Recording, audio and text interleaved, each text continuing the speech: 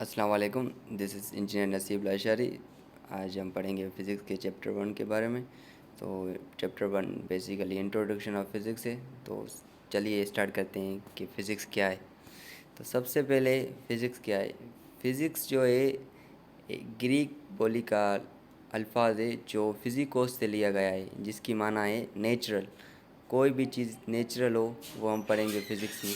अच्छा, फ़िज़िक्स को हम ऐसे भी कहते हैं कि ये जो है साइंस की ब्रांच है जिसमें हम पढ़ते हैं मैटर और एनर्जी के बीच में कौन कौन से ताल्लुकात हैं, वो हम सब चीज़ें फ़िज़िक्स में पढ़ते हैं। तो फिज़िक्स क्या है। Physics is the branch of science that deals with interaction between matter and energy. जो ये क्या हो गया, मैटर और एनर्जी के बीच में कौन कौन से ताल्लुकात हैं, वो ताल्लुकात हम किस में पढ़ेंगे सर, फिज़िक्स में पढ़ेंगे। तो एक में डायग्राम दिया हुआ है फिज़िक्स में कौन कौन सी चीज़ें आती हैं। लाइट आ गई, फ्रीक्वेंसी, मैकेनिक्स, ग्रेविटी, आपका फोर्स आ गया, इलेक्ट्रॉनिक्स आ गया, एस्ट्रोफिज़िक्स आ गई। और दूसरी ये जो है हम सारी चीज़ें जो भी आपको दिख रही हैं, ये चार सारी चीज़ें हम फिज़िक्स में पढ़ेंगे। चलो अभी बढ़ते हैं ब्रांचेस ऑफ फिज़िक्स की तरफ। तो फर्स्ट ब्रांच ऑफ फिज़िक्स है मैकेनिक्स। मैकेनिक्स क्या है सर, बहुत ही आसान। Mechanics study about motion without reference of force. अब क्या करें, हम मोशन के बारे में स्टडी करें, उस पर जो फोर्स लग रहा है और फोर्स जो ना लगे उसके बारे में। सर कैसे, मैंने एक वीडियो दी हुई है, देखो आप।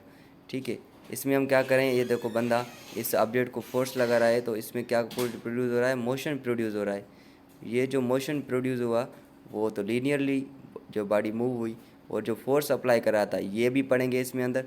और जो बॉडी ने मोशन क्रिएट किया, कौन सा मोशन आया है बॉडी में, वो भी हम इसमें पढ़ेंगे। तो मैकेनिक्स की 2 ब्रांचेस हैं, पहली है काइनामेटिक्स, दूसरी है काइनेटिक्स।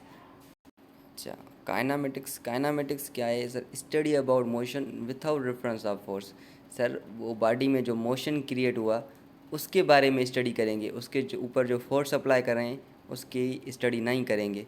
चलो ये तो हो गया काइनामेटिक्स। और काइनेटिक्स क्या हो गया सर, काइनेटिक्स में क्या करेंगे सर, जो बॉडी में फोर्स अप्लाई करें, कितने न्यूटन फोर्स अप्लाई करें, तो बॉडी में कौन सा मोशन आ रहा है, कितनी बॉडी डिस्प्लेस हो रही है, ये चीज़ें हम पढ़ेंगे काइनामेटिक्स में और काइनेटिक्स में। ठीक है, आगे बढ़ते हैं। नंबर सेकंड ब्रांच है आपकी, अच्छा, इलेक्ट्रिसिटी क्या है सर, बहुत ही आसान। Study about electric charges. Electric charges कौन सी होती हैं आपको मैं दिखाता हूँ। जो सेम चार्जेस होती हैं वो रिपेल करते हैं, जो अपोजिट चार्ज है वो अट्रैक्ट करते हैं, एस टाइप जैसे आप देख रहे हैं। ये थी आपकी इलेक्ट्रिसिटी, और ये थी चार्जेस कैसे आपस में जो है ना करीब आ रही हैं, वो कुछ चार्जेस आपस को जो है करीब आ रही हैं, कुछ रिपेल कर रही हैं। ये क्यों हो रही हैं, इसकी क्या प्रॉपर्टीज़ है, इसके पीछे कौन सी साइंस है, ये हम पढ़ेंगे इलेक्ट्रिसिटी में। आगे बढ़ते हैं, अभी पढ़ते हैं इलेक्ट्रोमैग्नेटिज्म। सर इलेक्ट्रोमैग्नेटिज्म क्या है sir, study about relation between electricity and magnetism. Sir magnetism और इलेक्ट्रिसिटी के बीच में कौन सा ताल्लुकात है, वो हम पढ़ेंगे इलेक्ट्रोमैग्नेटिज्म में। देखो जैसे ही मैग्नेटिक करीब आया उसमें करंट प्रोड्यूस होना शुरू हो गया। ये जो करंट प्रोड्यूस हुआ मैग्नेटिक के करीब आने से, सर इसके पीछे कौन से लाज हैं, कौन से मेथड हैं, वो सारे हम पढ़ेंगे इलेक्ट्रोमैग्नेटिज्म में। अभी आगे बढ़ते हैं, ठीक है। अभी हमारी नेक्स्ट ब्रांच है solid state physics. Solid state physics क्या है sir, basically study about structure and properties of solid material. ये सॉलिड मटेरियल है, इस सॉलिड मटेरियल का स्ट्रक्चर क्या है, प्रॉपर्टीज़ क्या है, हम पढ़ेंगे वो सॉलिड स्टेट फिजिक्स में। चलो सर इसके पढ़ने के लिए हमें पता तो होना चाहिए सॉलिड क्या होता है। चलो सीख लेते हैं सॉलिड क्या होता है वो, देखो। अच्छा सर सॉलिड क्या है सर, देखो सॉलिड क्या है, a body having 3 dimension shape. जैसे आप कोई भी मटेरियल, जैसे आप हो गए, आप क्या है सॉलिड है, कोई भी बॉडी हो जिसको 3D शेप हो हम उसे बोलते हैं सॉलिड मटेरियल। अच्छा, जो सॉलिड के मॉलिक्यूल्स होते हैं वो आपस में टाइटली पैक्ड टुगेदर होते हैं, इसलिए उसको प्रॉपर शेप और प्रॉपर वॉल्यूम होता है। ये चीज़ें हम सॉलिड में पढ़ेंगे। अच्छा, एटॉमिक्स फिजिक्स क्या है sir, study about structure and properties of atom. अब इस एटॉमिक फिजिक्स में क्या क्या पढ़ेंगे सर, एटम की प्रॉपर्टीज़ क्या हैं और एटम का स्ट्रक्चर क्या है, किस किस चीज़ों से बना हुआ है एटम, वो पढ़ेंगे हम एटॉमिक फिजिक्स में। आपको दिखाया हुआ है कि देखो एटम की जो है आपकी इंटरनल स्ट्रक्चर दिखाया हुआ है। एटम के न्यूक्लियस में प्रोटॉन और न्यूट्रॉन होते हैं, और एटम के जो आउटर शेल में जो शेल्स होते हैं उसमें अंदर इलेक्ट्रॉन्स मूव करते हैं, वो आपको बताया। ये एटम का एक स्ट्रक्चर है, कार्बन का एटम है, आप देखकर 6 प्रोटॉन और 6 न्यूट्रॉन से पता लगा सकते हैं। अच्छा, एन एटम क्या है? The smallest particle of chemical element that can exist. अच्छा, उसके बाद है nuclear physics. Sir nuclear physics is very important branch of physics. आजकल इसके ऊपर बहुत सारा काम हो रहा है। न्यूक्लियर फिजिक्स हम क्या है, न्यूक्लियर फिजिक्स में पढ़ेंगे study about structure properties and reaction of nuclear atom. अब एटम के न्यूक्लियर जो अभी एटम पढ़ा, देखो मैं बैक करता हूँ आपको दिखाने के लिए। हमने अभी एटम पढ़ा, ये वाला एटम। सर ये जो एटम का न्यूक्लियस है, न्यूक्लियस के बारे में जो न्यूक्लियस टू न्यूक्लियस रिएक्शन हो, उससे जो हमें एनर्जी मिले, सर वो एनर्जी हम पढ़ेंगे न्यूक्लियर फिजिक्स में।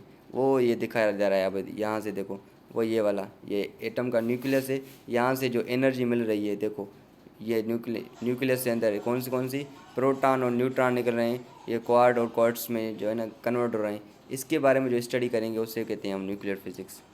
अच्छा, अभी हम पढ़ेंगे प्लाज्मा फिजिक्स के बारे में। प्लाज्मा फिजिक्स क्या होती है सर? प्लाज्मा में हम एक्चुअली पढ़ते हैं कि प्लाज्मा जो शेप कहाँ पाई जाती है और प्लाज्मा शेप है क्या। सर प्लाज्मा के स्ट्रक्चर और प्रॉपर्टीज़ क्या हैं वो हम पढ़ेंगे प्लाज्मा फिजिक्स में। प्लाज्मा फिजिक्स में क्या होता है वो देखिए आज। ठीक है, प्लाज्मा में क्या होता है? प्लाज्मा एक बेसिकली जो है ना फोर्थ स्टेट ऑफ मैटर है।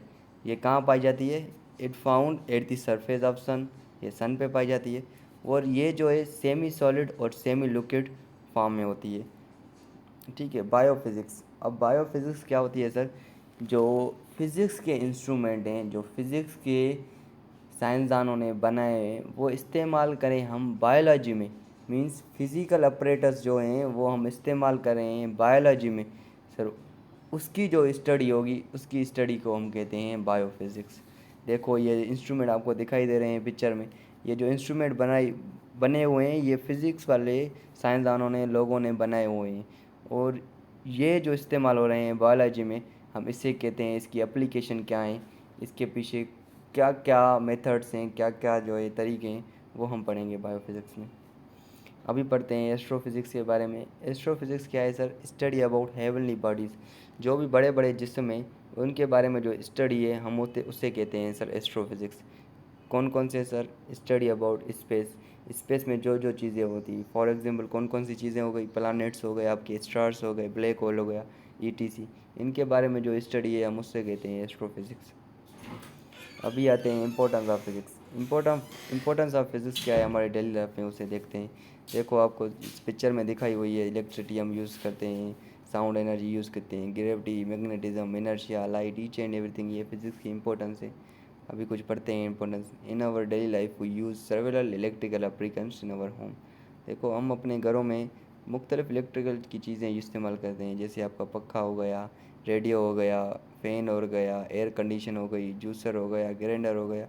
ये सारी चीज़ें फ़िज़िक्स के लॉ के ऊपर काम करती हैं, फ़िज़िक्स वालों ने ही बनाई हैं। देखो तो हम if we can see that in every walk of life physics involve.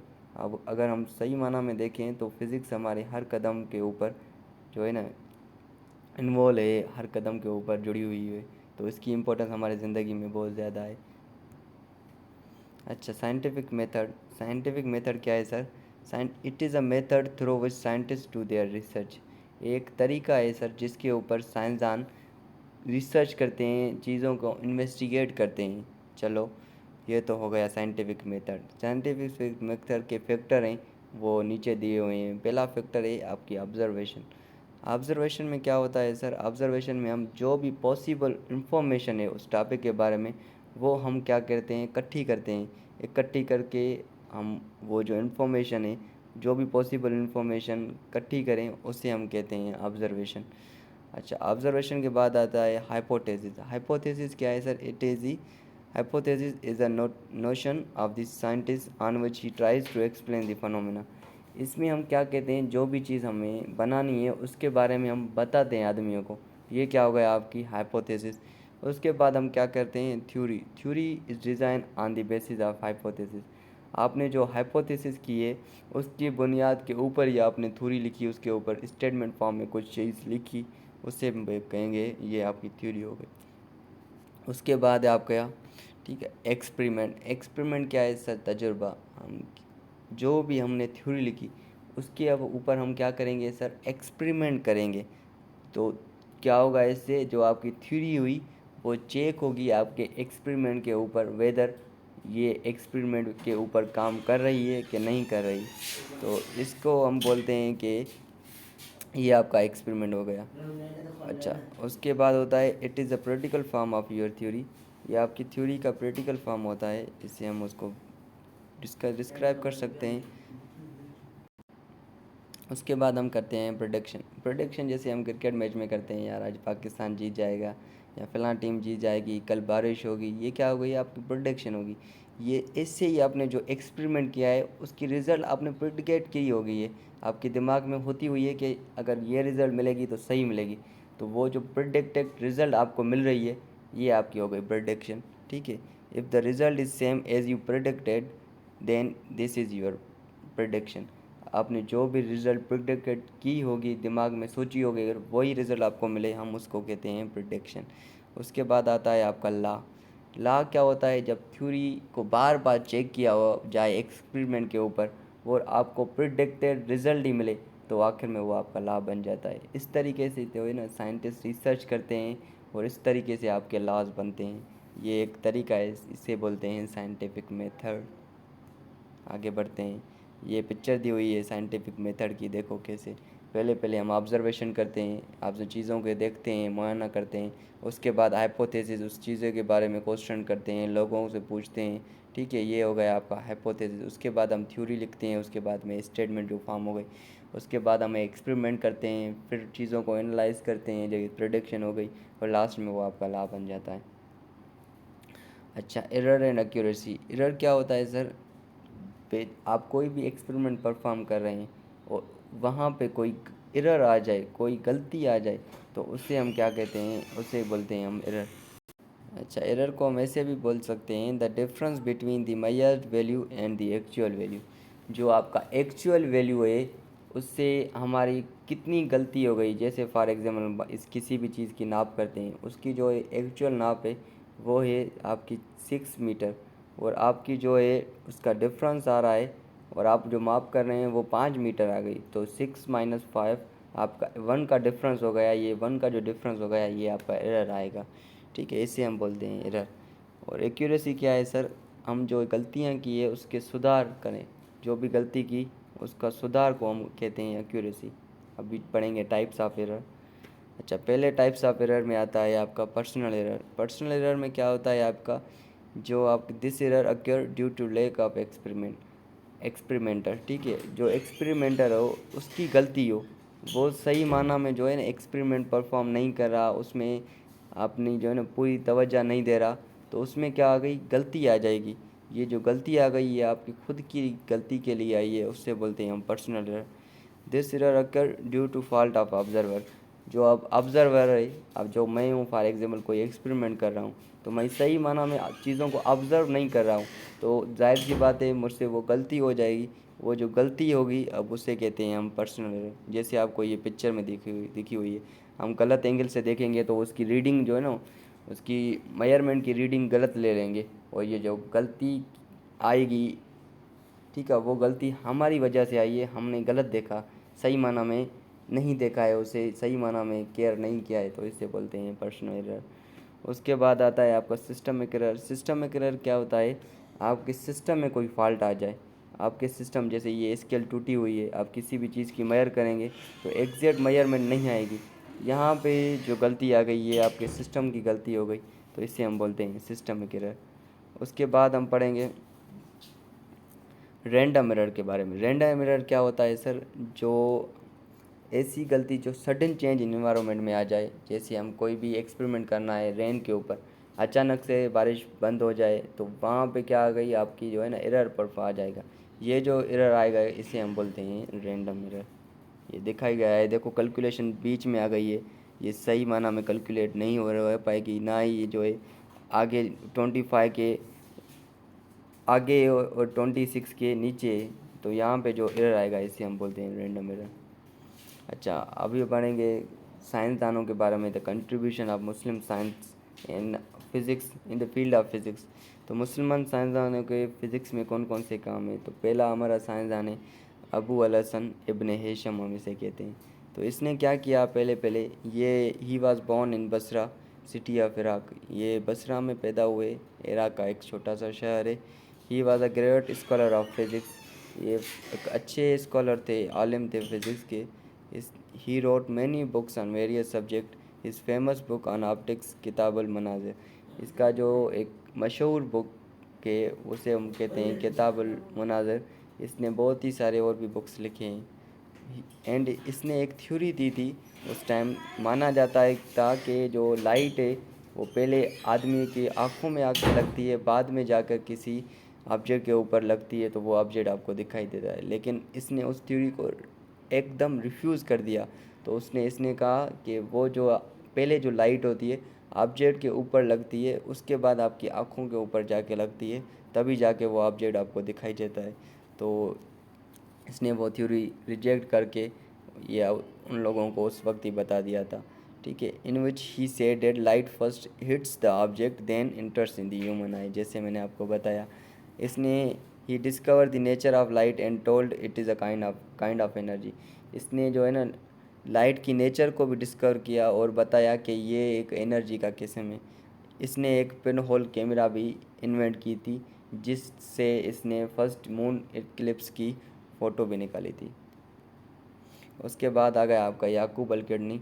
Yakub Al kidney भी बसरा में पैदा हुए, और इसका जो मेन इम्पोर्टेंट वर्क था वो इसका वर्क था monograph on metrology, specific gravity and on tides. इसने जो ज़्यादा से ज़्यादा काम किया वो साउंड की फ्रीक्वेंसी के ऊपर और ऑप्टिक्स के ऊपर काम किया। अच्छा, ये चीज़ें इसने बताई, आखिरी पॉइंट भी यही बोल रही है, साउंड एंड फ्रीक्वेंसी के बारे में बताया। उसके बाद है आपके अबू रेहान अल बेरूनी, बहुत ही मशहूर साइंसदान है अपने टाइम के। इसने क्या किया, ही वाज बॉर्न इन बरून in the city of Afghanistan, ये अफ़गानिस्तान में पैदा हुए। ये बहुत अपने टाइम के बहुत बड़े स्कॉलर थे। He wrote many books more than 150 on various subjects, इसने 150 से ऊपर अपने बुक्स लिखे। अच्छा, इनके टाइम के ऊपर ये माना जाता था कि अर्थ जो है फ्लैट बॉडी है, पर इसने उस जो है नोटेशन को, उस जो है चीज़ को रिजेक्ट किया और बोला कि अर्थ फ्लैट बॉडी नहीं है, अर्थ जो है राउंड बॉडी है, और ये प्रैक्टिकली प्रूव भी करके दिखाया। अच्छा, ये वो पहला आदमी था जिसने अर्थ की सरकमफ्रेंस को मेजर किया। अच्छा, इसने आल्सो जो है सन और मून की जो है मूवमेंट के बारे में भी डिस्कस की, जो दिन और रात होती है आपके ऊपर। और इसके बाद इसने जो आपके लॉन्गिट्यूडनल और लेटीट्यूडनल जो है प्लेसेस होती हैं आपके मैप्स के ऊपर, जो लाइंस होती हैं दो, एक लॉन्गिट्यूडनल, दूसरी होती है लेटीट्यूडनल, उसके बारे में भी आपको अल्बेरूनी ने बताया। अच्छा, इसने जो है वेरियस मेटल की डेंसिटीज़ को भी क्या किया, फाउंड की, जैसे मेटल हो गए, मेटल की डेंसिटी कितनी हो गई, कितनी गहराई है, ये सारी चीज़ें इसने उस वक्त ही बता दी। अच्छा अच्छा, इसने एक और चीज़ बताई कि अर्थ जो है स्टेशनरी बॉडी नहीं है। स्टेशनरी बॉडी मीन्स एक जगह खड़ी नहीं हुई है, अर्थ जो है मूव कर रही है, स्पेस में फ्लोटिंग बॉडी है, ठीक है। ये भी उस चीज़ इस वक्त ही इस साइंसदान में बताया दिया था। देखो, मुस्लिम साइंसदान उस वक्त इतनी टेक्नोलॉजी नहीं थी, लेकिन फिर भी उसके बावजूद इसने बहुत अपना अच्छा कंट्रीब्यूशन दिखाया है in the field of physics. अच्छा, अभी हम पाकिस्तानी साइंसदानों के बारे में पढ़ेंगे। डॉक्टर अब्दुल सलाम। डॉक्टर अब्दुल सलाम जंग सिटी में पैदा हुए, जो पाकिस्तान का शहर है। अच्छा, इसको नोबेल प्राइज़ मिला था इसकी एक थ्योरी के ऊपर, उसकी थ्योरी का नाम था ग्रांड यूनिफिकेशन थ्योरी। अच्छा, ये वो पाकिस्तान का वाहिद आदमी है जिसको नोबेल प्राइज़ से नवाजा गया है। उसके बाद है आपका डॉक्टर अब्दुल कदीर, जिसने आपके पाकिस्तान कंट्री को एज अ न्यूक्लियर स्टेट बनाया। ये जो है भोपाल सिटी ऑफ इंडिया में पैदा हुए थे। इसका जो है famous work, he was famous for his work that he made Pakistan as a nuclear state. इसने पाकिस्तान को, मैंने पहले ही बताया कि न्यूक्लियर स्टेट बनाया। पाकिस्तान का जो एटम बम है, न्यूक्लियर बम है, वो जो है डॉक्टर अब्दुल कदीर ने बनाया है। और इसको जो है हिलालुल इम्तियाज़ का लक़ब भी दिया गया है पाकिस्तान की गवर्नमेंट से, ठीक है। ये थी हमारे फिज़िक्स के पहले चैप्टर के बारे में। अगर आपको कोई भी क्यूरी या कोई भी क्वेश्चन हो तो आप कमेंट में कर सकते हैं। Thank you.